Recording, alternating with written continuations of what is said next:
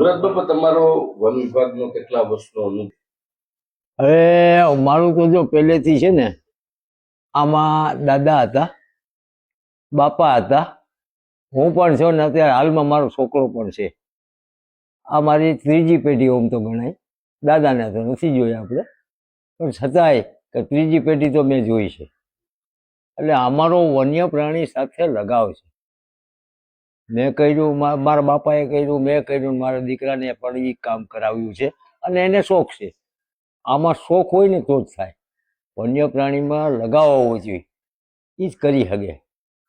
તો અમે તો છેલ્લા 10 વર્ષ થયા જોઈ છે કે વન્ય પ્રાણીની પજવણીની હિસાબે આ જિંદગી અમે આખી કાઢી. અમને તો કોઈ સિંહે હેરાન ન કર્યા કે તમે જાતા હો ને સિંહ સામો હલાવતો હોય તો તમને રસ્તો આપી દઈએ, એટલી મને ખબર પડે. એ સામે નથી આવતો, આપણે એને રસ્તો દેવો પડે. એને બદલે આપણે ઊભા રહી જાઓ એટલે એ છે ને એની રીતે રસ્તેથી આમ થાય અને પાછો રસ્તે ચડી જાય. પણ આપણી પાસે નહીં આવે. એક છે કે બચાવવાની કે મેટિંગ પેર, એ હોય ને એનો અમે પણ બહુ ખ્યાલ રાખીએ છીએ. અમે પણ એનો ભરોસો કરતા નથી. પણ બચાવવાળીનું શું છે કે બચાવવાળીને એવું હોય કે મારું બચ્ચું લઈ જશે એટલે બચાવવાળી આકરાય છે. પછી મેટિંગ પેર છે, એને અત્યારે બળજબરી મેલ કરે છે. અત્યારે કાયદેસરના મેટિંગ લગભગ નથી હોતા, કાયદેસરના મેટિંગ નથી હોતા. હવે એ બળજબરી કરે મેલ, એટલે મેટિંગમાં જો સિંહણને બે જોડે તો પતી ગયું કે પૂરું થઈ ગયું. પણ મેલ એક જ આવશે. મેલ એક આવે પણ એ આપણા સુધી નહીં પહોંચે. એ આમ જોઈ લેશે પાછળ કે સિંહણ ક્યાં છે. જોઈ આપણી પાસે આવે ને તો સિંહણ ભાગી જાય. સિંહણ ભાગી જાય એટલે આપણે બચી જઈએ છીએ. સિંહણની બીકે સિંહ વયો જાય છે એટલે આપણે બચી જઈએ છીએ. બાકી માણસોને જોવાનું કામ છે. એના ખેતરને વાડીને શેઢે ક્યાં આવ્યા તો એને જોઈ લેવા જોઈએ, જોઈ અને વયું જવું જોઈએ. પછી એને ઊભા કરીને એની પાછળ મોટરસાઇકલો કરવું, ટ્રેક્ટર કરવા, પોતે હાલીને જવું, આ નથી વ્યાજબી. સિંહ તો સિંહ જ છે. તો જોવાનું કામ છે, જોઈ લ્યો તમે. જોઈ લીધા પછી જવા દો.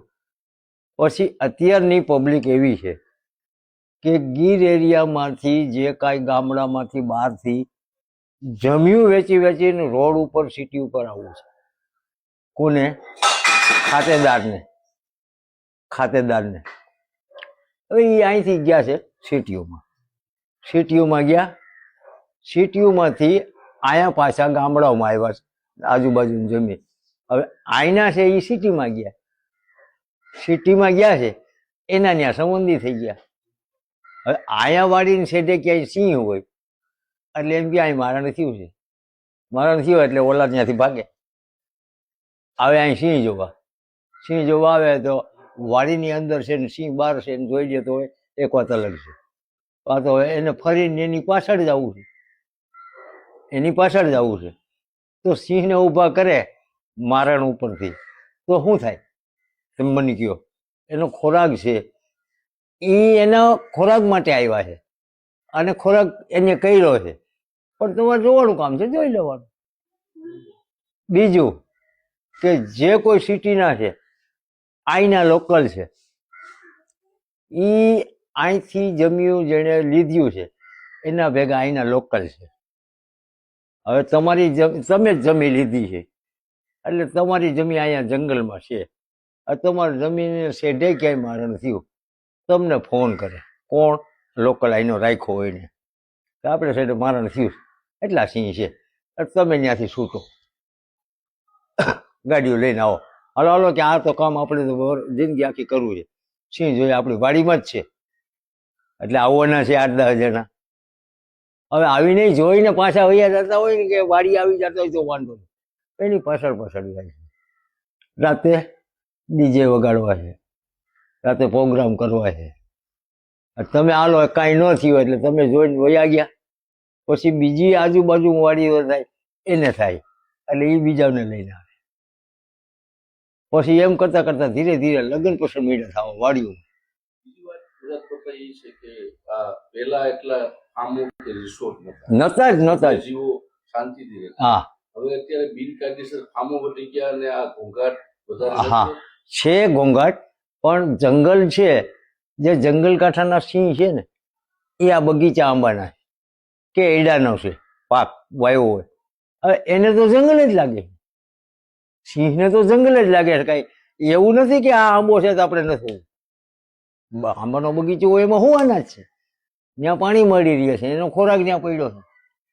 એટલે જો કોઈ એ બધા ખેડૂત એ વાત નથી, આ સારાય છે, કોઈને ખબર ન પડે કે મારી વાડીની અંદર મારણ કર્યું છે, તો કોઈને ખબર પડે તો આવે ને, લગભગ નથી ખબર પડે. ખબર પાડે છે જુવાનિયા બધા, ગઢા માણસ છે કોઈ નહીં કે, તમે જોઈ લેજો. જુવાનિયા ખબર પડે, સિટીની અંદર હોય ત્યાં ફોન કરે એટલે ઓલા શું કે તો આગળ 2 કલાકમાં અમે ગયા. હવે આને ખબર જ છે કે આ 2 કલાક પણ કઈ જવાના નથી, અને અત્યારે ખાઈને વયા ગયા, હાંજના આવશે એટલે ઓલા વધારે પ્રોગ્રામ કરીને આવે 2 દિનો. બાપા એ નથી કે જે રીતે અંદર જંગલમાં પેલા સિંહ વસે, હવે પરિસ્થિતિ એવી છે કે સિંહો જંગલ છોડી અને રેવન્યુમાં નીકળે છે. રેવન્યુમાં એટલા માટે ગયા, જંગલની અંદર જે નેસ હતા, માલધારીઓ રહેતા, એ બધા બહાર નીકળી ગયા, જેને લઈને સિંહ વધારે બહાર. જો માલધારીઓને કાઢ્યા છે, ફોરેસ્ટ ડિપાર્ટમેન્ટે કાઢ્યા છે એટલે માલધારીઓ ગયા છે.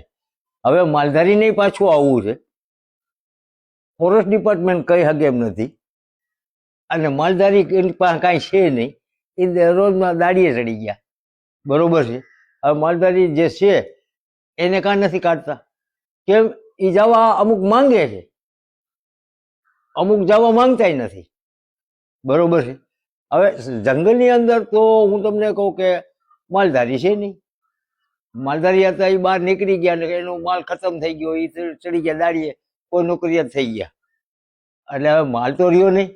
હવે માનો કે એક હરણનો શિકાર એને કર્યો, સિંહે જ, 5 સિંહનું ગ્રુપ હોય તો એને એક હરણે કાંઈ થવાનું નથી, અંદરો અંદર ખાઈને ઇન્જેક્ટ થાય.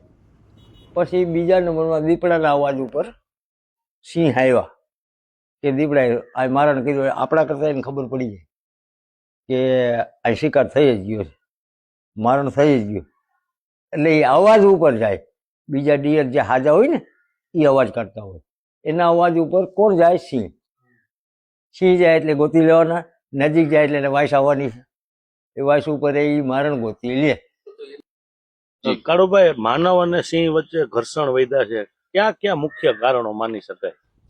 સાહેબ, આમ જોઈએ ને તો આપણે અત્યારે તમે જુઓ તો હિંસક પ્રાણી જે છે એ બને ક્યાં લાગી માનવ વસાહતમાં આવી અને માણસ ઉપર એટેક કરે છે ને, એના અમારી દ્રષ્ટિએ અને મારા વિમર્શ પ્રમાણે હું જો વાત કરું ને તો હું વર્ષોથી અહીંયા રહું છું ને આ જ ગામની અંદર જન્મો છું, તો મારા અનુભવ પ્રમાણે મુખ્ય 3 થી 4 કારણ છે એના. એક કારણ એ છે કે જંગલની અંદર પહેલા છે ને નવાબના વખતમાં 154 નેસ હતા, ગવર્મેન્ટે આ બધા નેસને બહાર શિફ્ટ કર્યા છે, બરાબર. પછી બીજું કારણ એ છે કે પહેલાના સમયમાં જંગલની અંદર કૂપ કટિંગ થતું હતું, કૂપ કટિંગ થાય એટલે સિંહ છે દોડી અને શિકાર કરી શકે એવી પરિસ્થિતિ હતી. આજે વર્ષોથી જંગલની અંદર કૂપ કટિંગ થયું નથી એટલે સિંહ ક્યાંય શિકાર કરી શકે એવી પરિસ્થિતિ નથી. પછી સિંહનો સૌથી ઈઝીમાં ઈઝી ખોરાક હોય તો એ ડોમેસ્ટિક એનિમલ છે, જેથી કરીને કે આપણે પાલતુ પ્રાણી ગણીએ એ, પણ વાઇલ્ડ લાઇફ એનિમલ છે એ એનો ઈઝી શિકાર નથી, એ તો શિકાર એની મહેનત કરાવે, કારણ કે જંગલી પ્રાણી છે એ દોડે અને સિંહ જંગલની અંદર ક્યાંય દોડીને શિકાર કરી શકે એવી પરિસ્થિતિ અત્યારે રહી નથી. જંગલ છે એ ગીચ થઈ ગયું છે, વર્ષોથી જંગલ કપાણું નથી, બરોબર છે. ખરેખર તો જંગલ કપાવવું જોઈએ, અને જંગલ કપાય એની પાછળનું પણ એક લોજિક છે. અત્યારે સિટીના અને NGO વાળા અને સરકાર એવું માને કે ઝાડ કાપીએ તો ઝાડ થાય નહીં, પણ હકીકતમાં એક ઝાડ કાપો ને તો પાછા ચોમાસામાં વરસાદ પડતા એના મૂળિયા ફૂટે, એટલે તમે એક ઝાડ કાપ્યું હોય ત્યાંથી 2 થી 3 ઝાડ થાય, એટલે ઝાડની જે સંખ્યા છે એ ડબલ થાય. ઝાડ કપાઈ જાય અહીંયા પડ થાય તો સિંહ છે દોડી અને એની શિકાર કરી શકે. પ્લસ જંગલની અંદર જે નેસ હતા એ એનો ઈજી ખોરાક હતો, માલઢોર છે એ સિંહનો ઈજી ખોરાક છે, આસાનીથી એને મારી શકે, તો એ જે શિકાર છે એ બહાર નીકળી ગયું, બરોબર છે. પછી કૂપ કટિંગ થતું નથી, એની હિસાબે જંગલની અંદર ખોરાક ન મળવાથી સિંહ છે એ બહાર નીકળે છે.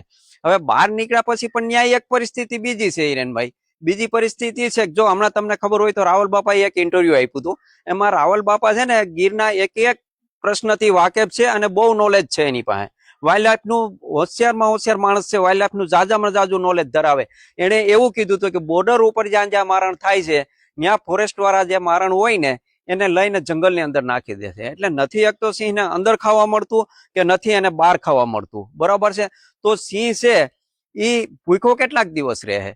એટલે અમારા માનવા પ્રમાણે સિંહ જે છે એને અંદર ખોરાક નથી મળતો, બહાર મારણ થાય તો ન્યા ખાવા નથી મળતું. અને આ બધાથી સૌથી વધારે મુશ્કેલી સિંહ માટે એ છે કે જે બહારના જે માણસો છે એ કાં સિંહને પજવણી કરતા હોય, કાં એને હેરાન કરતા હોય અને એનકેન પ્રકારે એને નુકસાન કરે તો જ સિંહ છે એ માણસ ઉપર એટેક કરે. બાકી સિંહ ક્યારેય માણસ ઉપર એટેક કરે નહીં. જંગલની અંદર કેટલા પ્રાણી અત્યારે સિંહો કેટલી હશે જંગલની અંદર? જંગલની અંદર ફોરેસ્ટના છેલ્લા કાઉન્ટિંગ પ્રમાણે 890-91 ની આસપાસ કાઉન્ટિંગ થયું છે, બરાબર છે. પણ આમાંથી મોટા ભાગના અત્યારે રેવન્યુ વિસ્તારમાં છે. હવે આમ જોઈએ તો આ લોકો જંગલને જે જંગલ છે એ જ ગણે, પણ જંગલની વ્યાખ્યા હું તમને કહું તો માનો કે જે જંગલનો વિસ્તાર છે ને એના કરતા 2 ગણો વિસ્તાર, એટલે કે જે ખેડૂતોએ આ અસંખ્ય વિસ્તારની અંદર લાખો હેક્ટરોમાં આંબાના ઝાડ જે ઉભા કર્યા છે એની અંદર પણ સિંહ જોવા મળે. પછી જે લીલી નાઘેર તરીકેનો બેલ્ટ છે અને જે કોકોનટના બગીચા છે એમાં પણ સિંહ જોવા મળે છે. અને દરિયાકાંઠે ગાંડા બાવળાના કે જેને મેંગ્રોવના જંગલો તરીકે પણ ઓળખાય છે આમાં પણ સિંહનો વસવાટ છે. દાખલા તરીકે સૂત્રાપાડાના જંગલોમાં પણ સિંહ છે, આદરીના દરિયાકાંઠે પણ સિંહ છે અને ચોરવાડના દરિયાકાંઠે પણ સિંહ છે. અને તાલાળાની આસપાસના જે ખેડૂતોના ખેતીવાડીના આંબાના બગીચા છે એમાં પણ સિંહ નોંધાયેલા છે. એટલે સિંહ બધે છે પણ બધે માણસ ઉપર એટેક કરે એવું નથી. સિંહને ક્યાંક ને ક્યાંક પજવણી કરવામાં આવતી હોય અથવા એને હેરાન કરવામાં આવતો હોય તો એ માણસ ઉપર એટેક કરે. અને જો એમ જ આપણે ધારી લઈએ કે સિંહ ભૂખ્યો છે ને માણસને ખાય, તો મારો સીધો સવાલ આજે મીડિયાના માધ્યમથી જનતાને હું એ કહેવા માંગુ છું કે જંગલની અંદર વર્ષોથી નેસ છે, વર્ષોથી નેસની અંદર માલધારી લોકો રહી જ છે. તો આજ સુધીમાં એની કોઈ ઉપર કેમ એટેક ન કર્યો? એની ઉપર એટેક કરવો જોઈએ ને. આ સીધો સવાલ. બોર્ડર ઉપર બોર્ડરને આખા જંગલની બોર્ડર ઉપર તમે લઈ લો તો દરેક જગ્યાએ ખેડૂતો રાતના દિવસના ખેતી કામ કરવા માટે જાય છે. તો આ ખેડૂતો ઉપર એટેક ક્યારેય કરેલો હોય એવું ક્યાંય નોંધવામાં આવ્યું નથી. રેર કેસમાં હોય. હિંસક પ્રાણી છે એનો સ્વભાવ તો હિંસક જ હોય. કદાચ તમે એમ માનો તો સવારથી સાંજ લગી અમદાવાદની અંદર સાંજ પડે ક્યાં કેટલા એક્સિડન્ટ થતા છે. તો આપણે હું કોઈ ગાડીઓ કે બાઇકો ચલાવવાનું બંધ કરી દઈએ છીએ? નથી બંધ કરતા. તો સિંહ દીપડા છે એ હિંસક પ્રાણી છે, એનો સ્વભાવ હિંસક હોય. પણ ક્યાંક ને ક્યાંક એને હેરાનગતિ કરવામાં આવતી હોય, ક્યાંક એને પજવણી કરવામાં આવતી હોય અને ક્યાં માણસના ટોળામાંથી નીકળવા માટે કોઈને ઇન્સર્ટ કરતા હોય. બાકી એને ખાવા માટે ભાગ્યે જ ક્યારેય એવું બન્યું હોય તો બાકી અમારા ધ્યાનમાં હજી સુધી આવ્યું નથી. કાયદેસર ગીરની ફરતે બહુ થઈ ગયા છે, એમાં શું કહો છો? હોટલ રિસોર્ટ સાહેબ ગીરના હિસાબે થઈ ગયા છે. એનું કોઈ કારણ એવું નથી કે સિંહ માનવ ઉપર હુમલા કરે. સમજો, હોટલ અને રિસોર્ટ જે છે એ જે જનતા અને મીડિયા વાળા કે છે, પણ મોટા ભાગના હોટલ રિસોર્ટો છે ને સાહેબ 1 કિલોમીટર અને 2 કિલોમીટરની બહાર છે. હવે 1 કિલોમીટર બહાર હોય તો ગવર્મેન્ટ 5% બાંધકામમાં પરમિશન આપે છે, 2 કિલોમીટર બહાર હોય તો 15% બાંધકામની પરમિશન આપે છે. તો મોટા ભાગના હોટલ અને રિસોર્ટ તમે જુઓ તો બહારના જે માણસો છે, માની કે અમદાવાદ છે, રાજકોટ છે, એ લોકોના છે. સ્થાનિક ખેડૂતોના કોઈના છે નહીં. સ્થાનિક ખેડૂતો પાસે એટલા પૈસા પણ ન હોય કે હોટલ અને રિસોર્ટો ઉભા કરી શકે, બરાબર છે. આખા શાસન વિસ્તારમાં તમે લ્યો તો મારા ખ્યાલથી 12 થી 15 લોકો એવા છે કે જે સ્થાનિક લોકોની હોટલો કે રિસોર્ટો હોય. બાકી બધા મોટા ભાગના બહારના લોકો છે. બહારના લોકો આટલા પૈસા રોકી અને ઇન્વેસ્ટ કરતા હોય તો એ કઈ એવા મૂર્ખા ન હોય કે પરમિશન વગર કરી શકે.